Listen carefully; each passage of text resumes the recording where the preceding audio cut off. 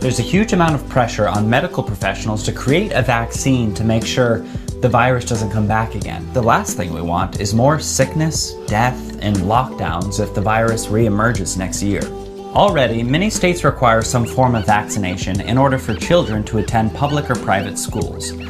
Based on the amount of coercive orders we've already seen from the governors dealing with the coronavirus, it's reasonable to expect that there will be pressure to make vaccination mandatory when and if it is developed.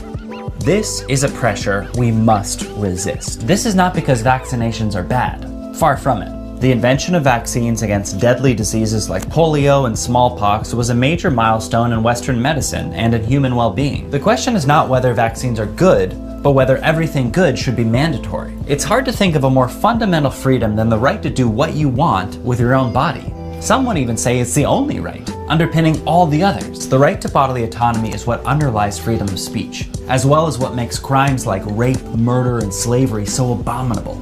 If we can be said to own anything, then surely we own ourselves. Mandatory vaccination violates this right in the most transgressive way. If the government can stick us with needles and inject us with drugs against our will, then is there anything it can't do? If the government can seize our children and demand they be medicated, are they really our children to begin with? There's a growing movement in America demanding that patients have the right to medicate themselves, to choose their own treatments and choose their own doctors. The FDA largely permits alternative medicine because patients should be permitted to seek help wherever they find it.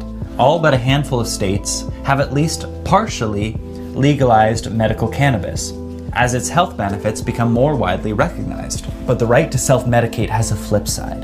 If we have the right to take medicine and put medicine into our bodies when we are sick, then we also have the right to not take that medicine when we're well. This is especially true of a brand new vaccine or medicine that is poorly understood. The political pressure to release a COVID-19 vaccine will mean limited testing. And while anyone who wants the vaccine should certainly be able to take it, it's wrong to force an untested product on the unwilling. After all, there is a precedent for medical experts getting things wrong.